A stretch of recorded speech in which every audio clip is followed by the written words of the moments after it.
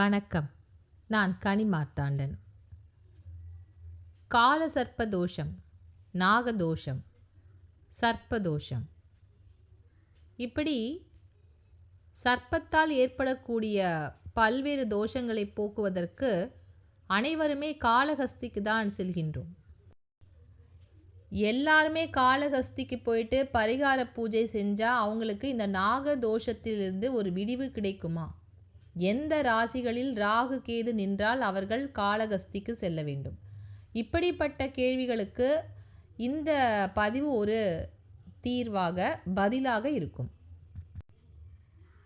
நாகதோஷம் அதாவது ராகு கேது. இந்த ராகு கேது ஒருவருடைய ஜாதகத்தில் எந்த இடத்தில் இருந்தால் அது மிகப்பெரிய தோஷத்தை தரும் என்பதை நீங்கள் முதலில் தெரிந்து கொள்ள வேண்டும். ராகு கேது இல்லாமல் ஜாதகமே கிடையாது. இந்த 12 ராசி கட்டத்தில் ஏதாவது ஒரு இடத்தில் ராகு கேது நிச்சயமாக இருக்க வேண்டும்.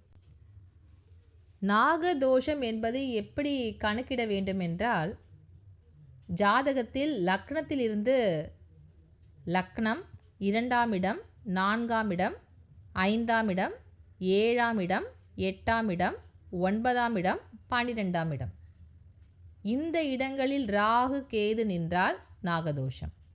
அது எந்த லக்கணமாக இருந்தாலும் இந்த இடங்களில் ராகு கேதுகள் நின்றால் அது நாகதோஷம். அப்படின்னு பார்த்தா எல்லாருக்குமே நாகதோஷம் வந்துவிடும். கிட்டத்தட்ட ஒரு 95% வந்து நாகதோஷத்தின் பிடியில் தான் அனைவருமே இருப்பார்கள். தப்பி பிழைப்பவர்கள் ஏதோ 1-2 பேர் தான் இருக்க முடியும். அப்படின்னா இது கடுமையான தோஷமா அப்படின்னு பார்க்கணும்.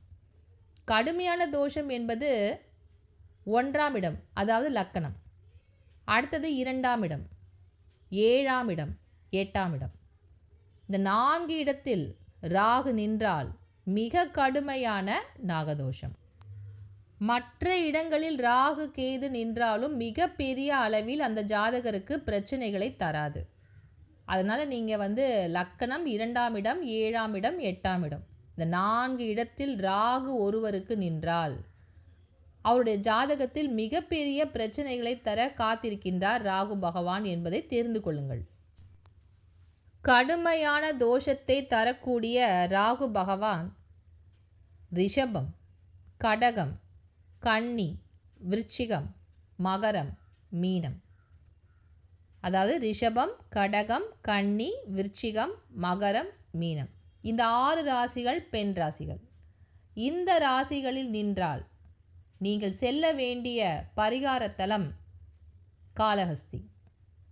மற்ற ராசிகளில் ஆண் ராசி, அந்த ராசிகளில் ராகு நின்று கடுமையான தோஷத்தை தரக்கூடியவர் என்றால் நீங்கள் செல்ல வேண்டிய திருத்தலம் திருநாகேஸ்வரம். இப்போ நீங்கள் சரியாக புரிஞ்சிருப்பீங்கன்னு நினைக்கிறேன். எல்லாருக்குமே காளஹஸ்தி ஒரு தீர்வாக இருக்காது. பெண் ராசிகளில் ராகு பகவான் நிற்கின்ற பொழுது அவர்களுக்கு காளஹஸ்தி மிகப்பெரிய ஒரு தீர்வாக அமையும். யாருடைய ஜாதகத்தில் கால சர்ப்பதோஷம், நாகதோஷம், சர்ப்பசாபம் போன்ற விஷயங்கள் இருக்கின்றதோ, அது மட்டும் அல்லாமல் இந்த ராகு தசா, கேது தசா நடக்கக்கூடியவர்களும்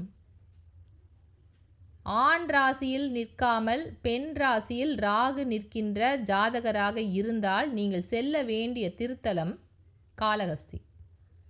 இந்த நாகதோஷம் எந்த முறையில் உங்களுக்கு இருந்தாலும், அது பெண் ராசி நிற்கின்ற ராகுவாக இருந்தால் நீங்கள் காளஹஸ்திக்கு போயிட்டு பரிகார பூஜையில் கலந்து கொள்ளுங்கள்.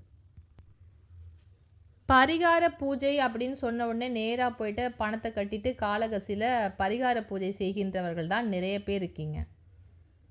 ஆனால் இந்த பரிகாரங்கள் அனைத்தும் செய்வதற்கு முன்பாக நீங்கள் முதலில் பாதாள கணபதியை வழிபாடு செய்ய வேண்டும். அதுக்குள்ளே போயிட்டு பாதாள கணபதியை வழிபாடு செய்யவே யாரும் செய்யறதில்ல. எல்லோரும் நேராக போயிட்டு பணத்தை கட்டுறீங்க, நேராக போய் பரிகார பூஜையில் போய் உட்காந்துடுறீங்க. பரிகார பூஜையாவது ஒழுங்காக செய்கிறீங்களான்னு பார்த்தா நீங்கள் எந்த நேரத்தில் காசு கட்டினாலும் அவங்க உள்ளே சேர்த்துக்கிறாங்க. அப்போ பாதி பூஜையில் போய் உட்காரவங்களும் நிறைய பேர் இருக்காங்க. யாரெல்லாம் வந்துகிட்டே இருக்காங்களோ சேர்த்துக்கிட்டே இருக்காங்க. பரிகார பூஜை முதல்ல ஆரம்பித்து அது ஒரு 10 நிமிஷம் கடந்த பிறகு தான் நிறைய பேர் கலந்துக்கிறாங்க. உங்களுக்கு பரிகார பூஜை என்பது உங்களுக்கு பலிக்க வேண்டும் அப்படின்னு சொன்னால் பரிகார பூஜைக்காக நீங்கள் காத்திருங்கள். ஒரு பூஜை ஆரம்பிச்சிட்டாங்க அப்படின்னு சொன்னால் நீங்கள் கொஞ்ச நேரம் காத்திருங்கள். பரிகார பூஜையை முதலில் எப்பொழுது ஆரம்பிக்கின்றார்களோ அப்பொழுது கலந்து கொள்கின்ற பொழுதுதான் அவர்கள் சில விஷயங்களை உங்களுக்கு தெளிவாக எந்த இடத்தில் எந்த பொருளை வைக்கணும், உங்கள் கையில் இடது கை பக்கம் என்ன பொருளை வைக்கணும், வலது கை பக்கம் எந்த நாகத்தை வைக்கணும்னு சொல்லி அவங்க உங்களுக்கு சொல்லுவாங்க. நீங்கள் என்ன பண்ணுறீங்க, லேட்டாக போயிட்டு கலந்துக்கிறீங்க. அப்படி கலந்துக்கும் போது பரிகார பூஜை முடிகின்ற ஒரு நிலையில் இருக்கின்ற நேரத்தில் கூட இந்த காசை கட்டுறவங்கள உள்ளே அவங்க அனுப்பிடுறாங்க, நீங்களும் கலந்துக்கிறீங்க. இதெல்லாம் ஒரு சரியான வழிபாட்டு முறை இல்லை. காளகஸ்தியில் பரிகார பூஜை நீங்கள் செய்வதற்கு முன்பாக பாதாள கணபதியை வழிபாடு செய்ய வேண்டும். இந்த பாதாள கணபதிக்கென்று தனியாக இப்பொழுது ஒரு வரிசை வச்சுருக்காங்க. அதில் போயிட்டு முதல்ல பாதாள கணபதியை உள்ளே போயிட்டு கும்பிட்டுட்டு வெளியில் வாங்க. சில பேருக்கு கொஞ்சம் வயசானவங்க முடியல, என்னால் இறங்கி உள்ளே போய் வழிபாடு செய்ய முடியல அப்படின்னு நினைக்கிறவங்க செய்ய வேண்டாம். ஆனால் நல்ல உடல்நிலையில் இருக்கின்றவர்கள், முக்கியமாக பார்த்திங்கன்னா கல்யாணம் ஆகாதவங்க தான் நிறைய பேர் வராங்க. அதுவும் வயசு 30 கடந்துருச்சு அப்படின்னோடனே காளகஸ்திக்கு படையெடுக்கின்றவர்கள் நிறைய பேர் இருக்கின்றீர்கள். கல்யாணமாகாதவர்கள் நீங்கள் நிச்சயமாக பாதாள கணபதியை வழிபாடு செய்ய வேண்டும். ஒரு கோவில் முக்கியமாக அதுவும் பாதாளத்தில் ஒரு பிள்ளையாரை வச்சுருக்காங்கன்னா அது எந்த விஷயத்திற்காக வைத்திருப்பார்கள் அப்படின்னு யோசித்து பார்க்கணும். இந்த காளகஸ்தியில் ராகு கேது பரிகார தலம் என்றாலும் ராகு கேது இருக்கிறது நாகலோகம். நாகலோகம் என்பது பாதாள உலகம். நாம் வாழ்கின்ற பூமிக்கு உள்ளே இருக்கின்ற ஒரு உலகம்தான் பாதாள உலகம். அங்கே தான் இந்த பிள்ளையாரே இருக்கார். அவரை போய் நீங்கள் வழிபாடு செய்ய வேண்டும். அவரை போய் வழிபாடு செய்யாமல் நேரடியாக நீங்கள் பரிகாரம் செய்வது எப்படி உங்களுக்கு ஒரு நல்ல விஷயத்தை பெற்றுத்தரும்? யோசித்து பாருங்கள். ஒரு நல்ல உடல் ஆரோக்கியம் பெற்றவர்கள் தான் திருமண வாழ்க்கைக்குள் இணைய முடியும். அப்படிப்பட்ட நீங்களே பாதாள கணபதியை போய் வழிபட மாட்டேன் அப்படின்னு சொன்னால் எப்படி உங்களுக்கு பரிகார பூஜைகள் நடந்து நீங்கள் திருமண வாழ்க்கையில் எளிதாக அடைய முடியும்? பாதாள கணபதியை வழிபாடு செய்துவிட்டு அதன் பிறகு நீங்கள் அங்கிருக்கின்ற பரிகார பூஜையில் கலந்து கொள்ளுங்கள். இந்த பரிகார பூஜைலாம் செஞ்சுட்டு அதுக்கப்புறம் அவங்க கொடுக்கின்ற நாகத்தை நீங்கள் கோவில் உண்டியலில் சேர்க்க சொல்வார்கள். காலத்தீஸ்வருக்கு முன்னாடி ஒரு உண்டியல் வச்சுருப்பாங்க. இந்த உண்டியலில் நாகத்தை நீங்கள் போடுறதுக்கு முன்னாடி சாமியை போய் வழிபாடு பண்ணிவிட்டு அதுக்கப்புறம் தான் நீங்கள் இந்த நாகத்தை உங்களுடைய தலையை சுற்றி 3 முறை சுற்றிட்டு அந்த உண்டியலில் போடணும் ஒரு நாகத்தை. இதுதான் முறை.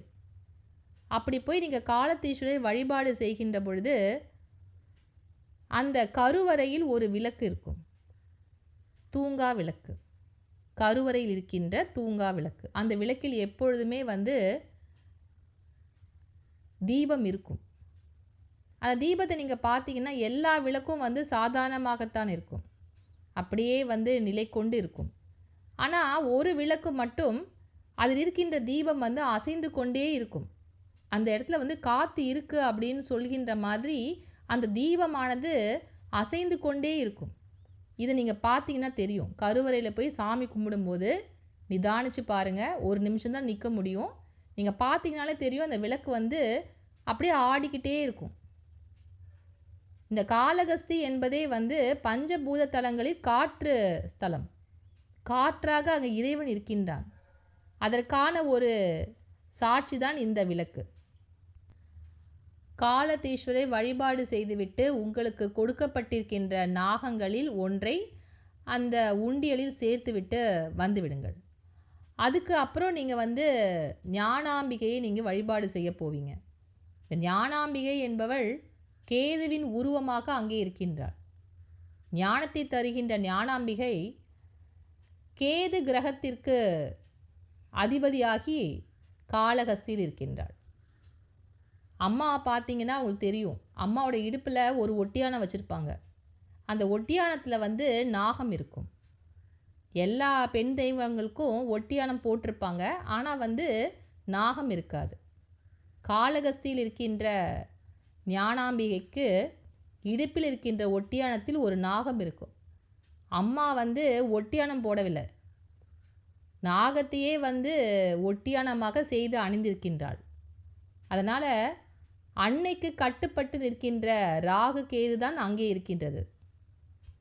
ஞானாம்பிகை வழிபாடு செய்த பிறகு நீங்கள் உங்களுக்கு தந்திருக்கின்ற இன்னொரு வெள்ளி நாகத்தையும் உங்களுடைய தலையை சுற்றி அங்கிருக்கின்ற உண்டியலில் செலுத்திவிட்டு வாருங்கள்.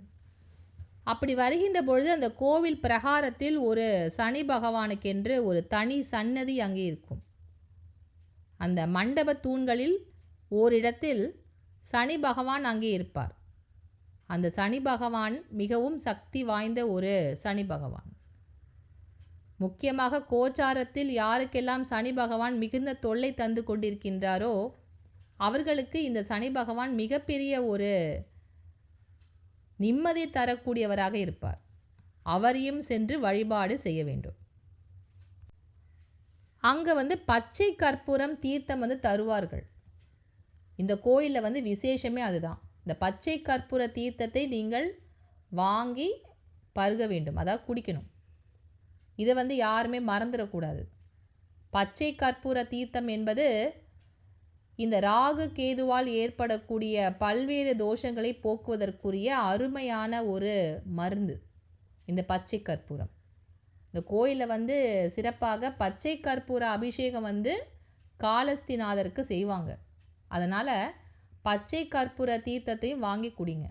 இதெல்லாம் முடிச்சுட்டு நீங்கள் வெளியில் வந்ததுக்கப்புறம் பார்த்தீங்கன்னா அங்கே தட்சிணாமூர்த்தி இருப்பார். போகும்போதே நீங்கள் பார்த்துருப்பீங்க, தட்சிணாமூர்த்தி இருப்பார். இந்த கோவிலின் அமைப்பே எப்படி என்றால், காலத்தீஸ்வரை வழிபாடு செய்துவிட்டு நீங்கள் வெளியே வருகின்ற பொழுது முழுமையான ஒரு குரு பலத்தோடு சுபம் செய்கின்ற ஒரு குருவாக அங்கே இருக்கின்றவருடைய பலத்தை பெற்று நீங்கள் வெளியே வர வேண்டும். தோஷங்கள் கழிந்து உங்களுக்கு குரு பலம் உங்களுக்கு கிடைக்க வேண்டும் என்பதற்கான ஒரு அருமையான கோவில் தான் இந்த காளஹஸ்தி.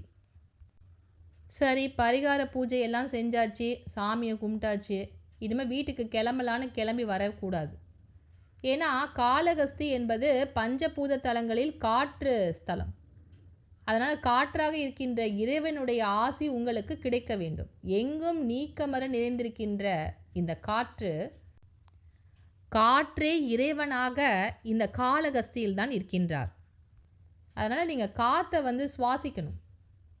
அதனால் நீங்கள் இரவில் காளஹஸ்தியில் தங்க வேண்டும். இரவில் காளஹஸ்தியில் தங்கி இருந்துவிட்டு மீண்டும் காலையில் நீங்கள் காளஹஸ்தி பெருமானை வழிபாடு செய்துவிட்டு ஞானாம்பிகையும் வழிபாடு செய்துவிட்டு நீங்கள் வீட்டிற்கு திரும்ப வேண்டும். இதுதான் சரியான பரிகார முறையாகும். இது செய்யாமல் நீங்கள் பரிகார பூஜையை மட்டும் செஞ்சுட்டு அப்படியே கோயிலேருந்து வீட்டுக்கு கிளம்பி வந்துடுறீங்க. இது தவறான ஒரு முறை. காளஹஸ்தியில் நீங்கள் எவ்வளவு நேரத்தை செலவழித்து அங்கே தங்கி இருக்கின்றீர்களோ அது உங்களுக்கு மிகப்பெரிய ஒரு மாற்றத்தை, சுபமான ஒரு விஷயத்தை தரும். கல்யாணம் ஆகலை, குழந்தை பிறக்கலை, வாழ்க்கையினுடைய அடுத்த கட்டத்துக்கு போக முடியலன்ற பல்வேறு பிரச்சனைகளை உடைய உங்களுக்கு இந்த நாகதோஷம், சர்ப்ப சாபம், கால சர்ப்ப தோஷம், இப்படி எந்த பெரிய தோஷங்கள் உங்களுக்கு இருந்தாலும், பெண் ராசியில் ராகு நின்றால் நீங்கள் காளஹஸ்திக்கு வந்துட்டு இந்த பரிகார பூஜையெல்லாம் செஞ்சுட்டு உங்களால் எவ்வளவு நேரம் செலவழித்து கோவிலில் இருக்க முடியுமோ தங்கியிருங்கள். காற்றாக இருக்கின்ற இறைவனை உங்களுக்குள் ஐக்கியமாக்கிக் கொள்ளுங்கள். அப்பொழுதுதான் உங்களுக்கு பல்வேறு பிரச்சனைகளுக்கு தீர்வு கிடைக்கும். இந்த பரிகார முறைகளை சரியாக செய்யுங்கள். உங்கள் வாழ்வில் தடைப்பட்டு நிற்கின்ற நல்ல விஷயங்கள் விரைவில் கிடைக்க வாழ்த்துக்கள். மீண்டும் ஒரு நல்ல பதிவில் உங்களை சந்திக்கின்றோம். நன்றி, வணக்கம்.